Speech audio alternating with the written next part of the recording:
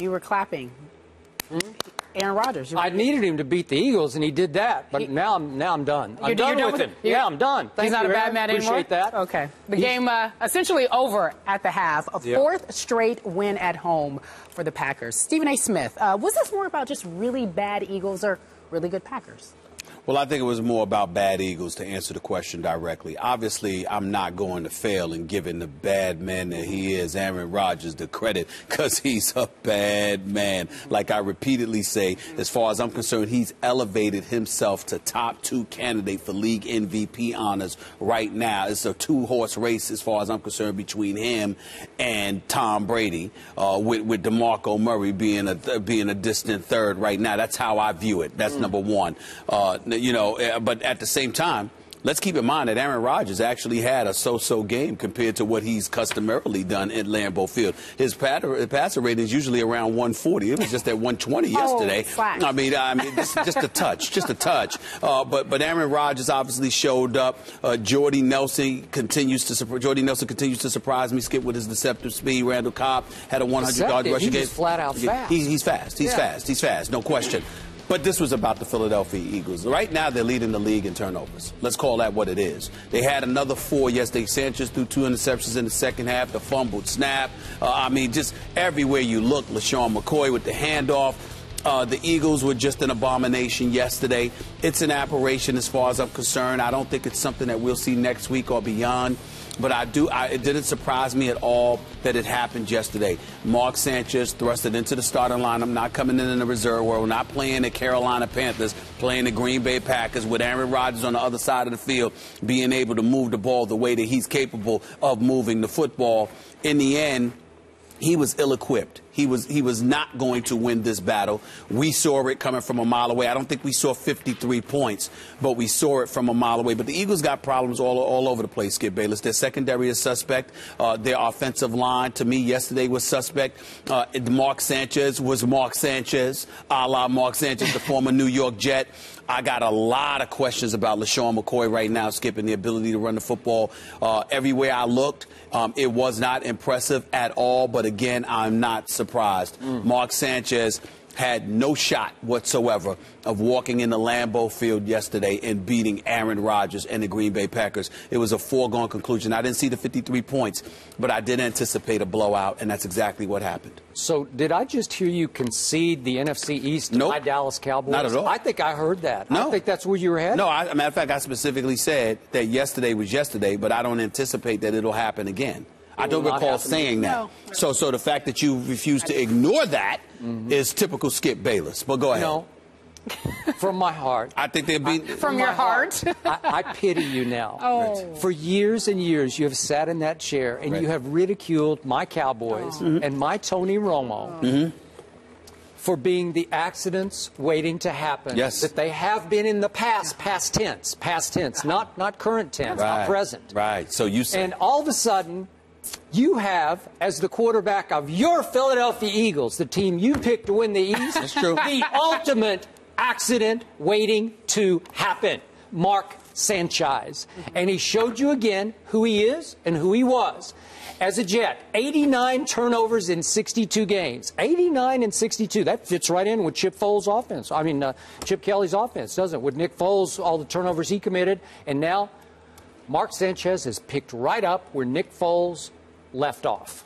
So yesterday, we not only have a pick 6 from Mark Sanchez, he manages to commit a 15-yard penalty on the pick 6. I'm sure it's happened before in the NFL, but I can't remember it.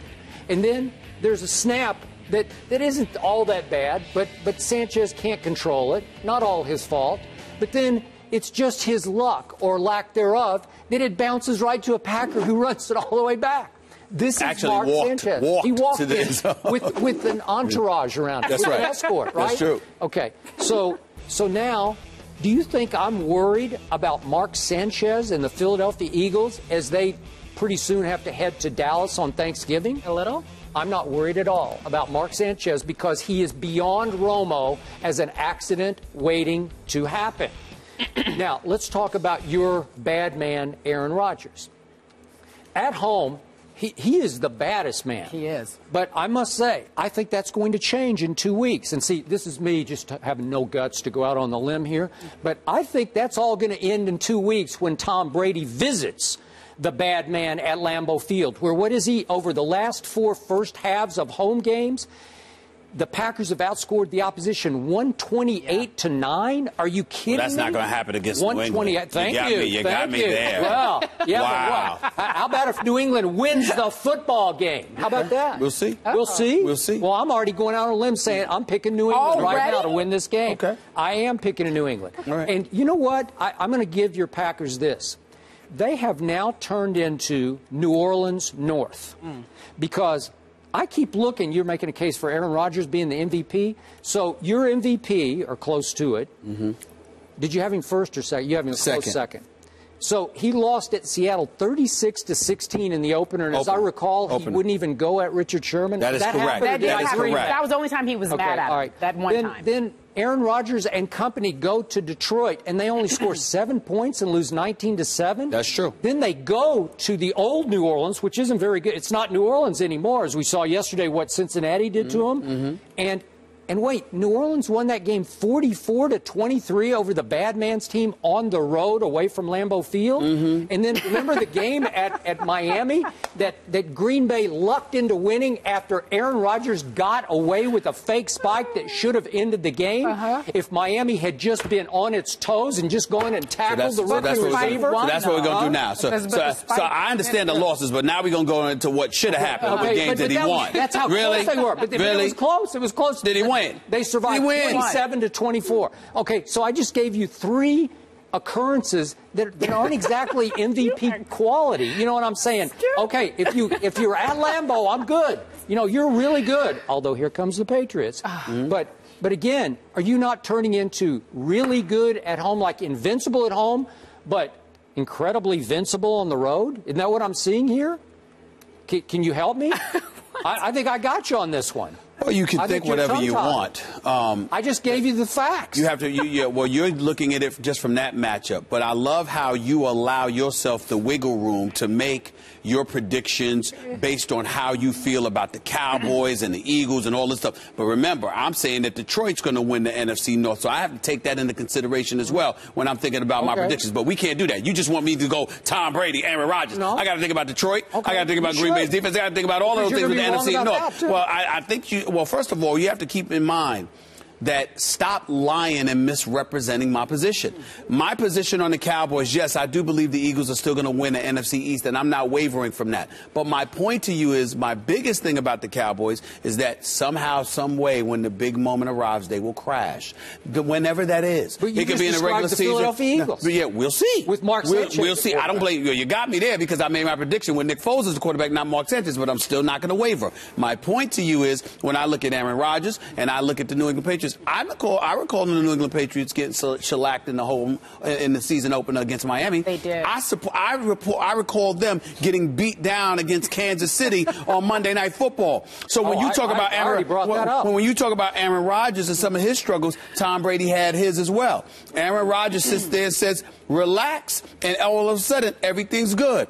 Tom Brady doesn't need to say that because Bill Belichick doesn't allow them to talk with so much. So that's the difference. Outside of that, I see both of them playing at an MVP level. I see both of them being the elite quarterbacks that they are. I see a big-time game coming up in a couple of weeks. I can't wait to see it. And I'm probably going to pick Green Bay to win that game. Oh, boy. Are you? I'm probably going to go that way. Probably. Well, go ahead and I'll wait. Just skip. We have a show. Okay. You ever watch soap operas? It's okay. You kind of wait. So just to finish on your Philadelphia Eagles that you have booked will win the NFC East.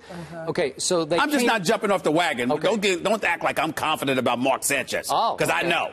So how about that Eagle defense? So it came in allowing the 25th most yards in the National Football League. It left Lambeau now allowing the 29th most yards in the National Football League. No D'Amico Ryans, as we know. It's a big bad loss. Devastating.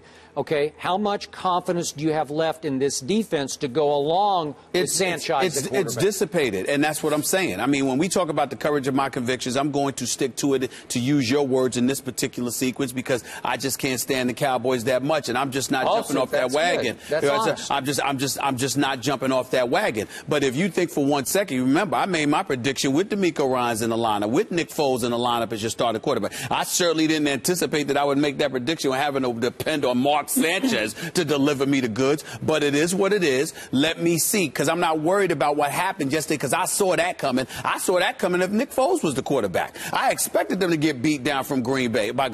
Now we will see in the coming weeks what the Philadelphia Eagles will look like, because I believe in Chip Kelly. Okay. And I believe that Chip Kelly, if anybody can pull out something from Mark Sanchez, it's Chip Kelly. And if Mark Sanchez can't do it for a coach like Chip Kelly, who every quarterback seems to love playing for, then I got news for you. Mark Sanchez's career is in a world of trouble. Because if you can't do it for Chip Kelly, with Macklin, with Cooper, with Ertz, with Brent Selleck, with LaShawn McCoy and Darren Sproles, regardless of what troubles you're having with that offensive line right now, who are getting healthier and coming together, they just need to gel better. But if you can't do something with those dudes, this ain't the Jets where you were devoid of talent on the squad to throw the football to.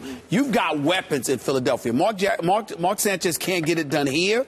He's toast, as far as I'm concerned. Okay. He's going to be a career backup. You might as well call him Kirk Cousins. Well, that's exactly right. Last quick point. Sure. I talked about how Green Bay has dual identities, home and road. Yep. There's only one team left that's undefeated on the road in the National Football League. What team is that? My Dallas Cowboys. Oh, is that 4-0 away from Jerry World. 4-0. Speaking pretty good. That won't last. NFC that won't last. East, we will talk about the NFC East race later on in the show. Just to recap, because I have some notes here. You said you have the facts, and the facts show that New England will beat Green Bay. That's what you're going out on a limb with that. I didn't say that was a fact. You just have some facts here, and that's your prediction. Yep. Okay, and you're probably going to go with Green Bay, but you're not going to let him. Because I never go out on a limb on this show. Apparently, you do. I never said the word never. I said that picking Cincinnati ain't going out on. Oh, now it's not when you have 20/20 hindsight. No. I've been saying for years. How many times have I been lamenting how the bright lights come on, Cincinnati folds? And you agreed. But that's the postseason, not in the regular season. They're dynamos in the regular season. You agreed. Every year they go 11-5. So my point is that's not stepping out on a limb. Moving on, we're talking about Aaron Rodgers and Tom Brady. Pats and the Packers both win impressively last night, but we want to know which team at this moment is better. Right now. That's our big Twitter vote of the day. Let us know your pick. Go to Twitter. You have to use the hashtag PACK, P-A-C-K, or PATS, P-A-T-S. We'll have the results a little later on in the show.